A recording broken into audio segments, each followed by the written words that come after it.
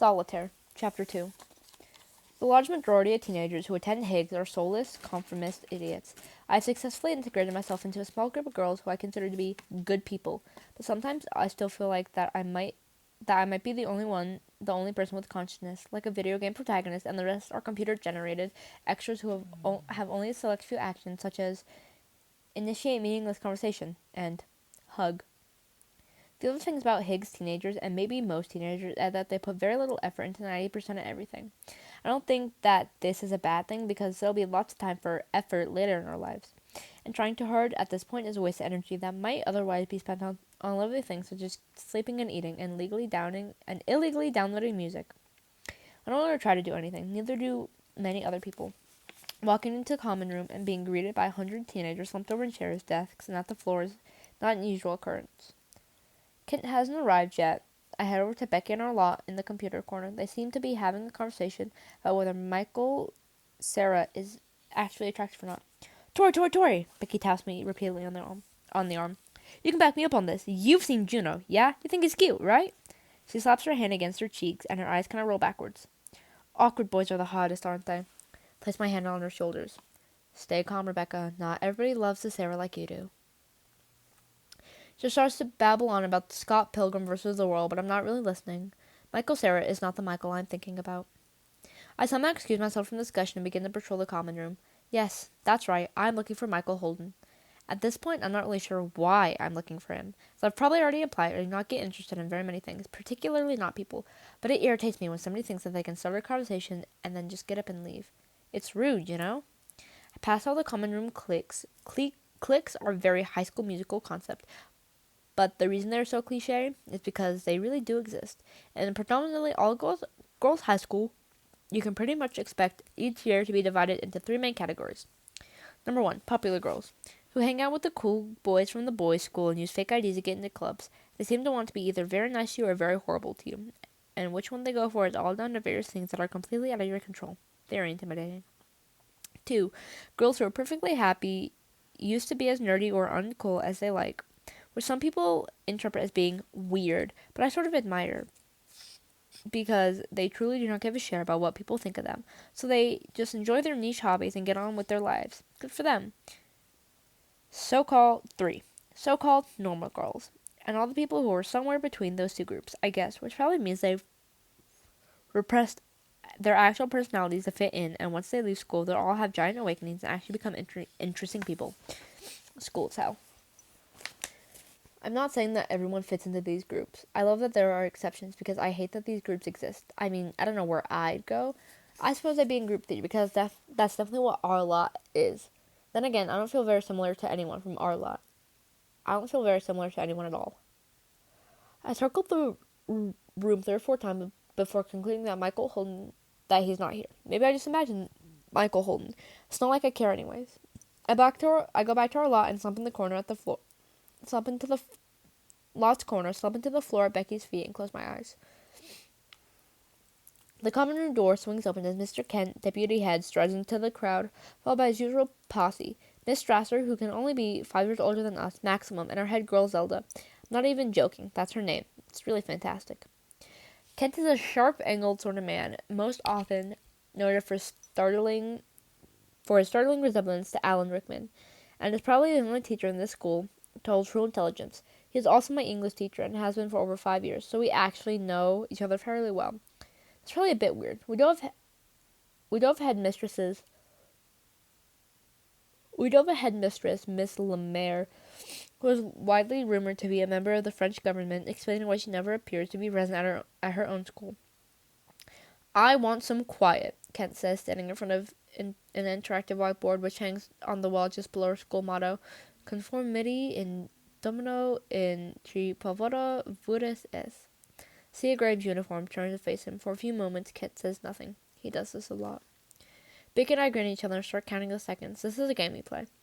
I can't remember when it started, but every single time we're in an assembly, or sixth form meeting, or whatever, we count the length of a silence. Our record is 79 seconds. No joke. When we hit 12 and Kent starts to open his mouth to speak, music begins to play out of the tannoy. It's Darth Vader theme from Star Wars. An instant uneasiness soars over the sixth floor. People turn their heads wildly from one side, whispering and wondering why Kent won't play music through the tannoy and why Star Wars. Perhaps he's going to start lecturing us on communicating with clarity or persistence or empathy and understanding or skills of interdependence, which are what most of the sixth form meetings are about. Perhaps he's trying to make a point about the importance of leadership. Only when a picture began to appear on screen behind me, we realize what is in fact going on. First, it's Kent's face voice up in the Yodas. Then it's Kent as Jabba the Hutt. Then it's Princess Ket in a golden keating. The entire sixth form bursts into uncontrollable laughter. The real Kent is stern face, keeping his cool, marches out of the room. As soon as Strasser similarly disappears, people begin to tear from group to group, reliving the look in Kent's eyes when the face appeared on Natalie Portman's. Complete with the white Photoshop face paint and extravagant hairdo, I have to admit, it's kind of funny. After Kent/Darth Maul leaves the screen, the orchestral masterpiece reaches its climax through the speakers above our heads. The interactive whiteboard displays the URL for Solitaire. Becky brings up the sound on her computer and a lot clusters the line to have a good look. The Troll blog has one post now, uploaded 2 minutes ago. A photo of Kent staring in passive anger at the board.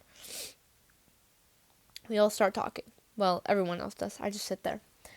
Some kid probably thought it was clever, Becky snorts. Yeah, it is. It is clever, Evelyn says, her long-established superiority complex making its regular appearance. It's sticking it to the man. I shake my head because nothing is clever about it apart from the skill of a person who managed to morph Kent's face into Yoda's. That is Photoshop talent. Lauren is grinning widely. Lauren Romilly is a social smoker and seems to love chaos. I can see the Insta post already. This has probably broken my Twitter feed. I need a photo of this on my Insta, Evelyn continues. I could do with a couple thousand more followers. Go away, Evelyn, dismisses Lauren. You're already internet famous. This makes me laugh. Just post another photo of your dog, Evelyn, I say quietly. He already gets like 20,000 likes. Only Becky hears me. She grins and I grin back, which is sort of nice because I really think of funny things to say. And that's it. It's pretty much all we say about it. 10 minutes and it's forgotten. Tell you the truth, this prank may feel kind of weird. The fact of the matter is that Star Wars was actually a major obsession of mine when I was a kid. I guess I haven't watched any of the films for a few years now, but hearing that music brings back something. I don't know what I feel in my chest. Ugh, I'm getting sentimental. I bet whoever did this is really pleased with themselves. Kind of makes me hate them. 5 minutes later, I've just about dozed off, my head on the computer desk and my arms barricading my face from all forms of social interaction when somebody pats me on the shoulder. I jerk upwards and gaze beerly in the direction of the pat. Becky's looking at me oddly, purple strands cascading around her. She blinks. What? I ask. She points behind her, so I look. A guy standing there, nervous, facing sort of a grimming grimace. I realize what's going on, but my brain doesn't quite accept this as possible. I open my mouth and close it 3 times before coming up with, Jesus Christ. The guy steps towards me. Victoria? Excluding my new acquaintance, Michael Holden, only 2 people in my life have ever called me Victoria. One is Charlie, and the other is Lucas Ryan, I say. I knew a boy once named Lucas Ryan. He cried a lot, but liked Pokemon just as much as I did, so I guess that makes us friends. He once told me he would like to live inside a giant bubble when he grew up because you could fly everywhere and see everything, and I told him that would make a terrible house because bubbles are always empty inside. He gave me a Batman keyring for my 8th birthday, I had a draw manga book for my 9th birthday, Pokemon cards for my 10th birthday, and a t-shirt with a tiger on it for my 11th.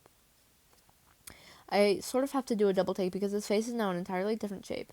He's always been smaller than me, but now he's at least a whole head taller. His voice is obviously broken. I start to look for things that are the same as 11-year-old Lucas Ryan. But all I've got to go on is his grayish hair, skinny limbs, and awkward expression. Also, he is the blonde guy in skinny trousers. Jesus Christ, I repeat. Hi. He smiles and laughs. I remember the laugh. It's all in the chest. A chest laugh. Hi. He smiles. He says and smiles some more. A nice smile. A calm smile. I dramatically leap to my feet and look him up and down. It's actually him. It's actually you. I say, and I have to physically restrain myself from reaching out and patting on his shoulders just to check he's really there and all. He laughs and his eyes go all squinty. It's actually me. What? Why? And he starts to look embarrassed. I remember him being like that. I left room at the end of last term, he says. I knew you went here, so he fiddles with his collar. He used to do that too. I thought I'd try to find you, seeing as I don't have any friends here. So, yeah, hello. I think you should be aware that I've never been very good at making friends, and primary school was no different. I acquired the only friend during those 7 years of mortifying social rejection. Yet, while my primary school days were not days that I would choose to relive, there was one good thing that probably kept me going, and that was a quiet friendship of Lucas Bryan. Wow. Becky, unable to keep away from potential gossip intervenes. How do you two know each other? Now I'm a fairly awkward person, but Lucas really takes the biscuit. He turns to Becky and goes red again. I almost feel embarrassed for him. Primary school, I say. We were best friends. Becky's shaped eyebrows soar. No way! She looks at both of us once more before focusing on Lucas. Well, I guess I'm your replacement. I'm Becky. She gestures around her. Welcome to the land of oppression. Lucas, in a massive voice, manages.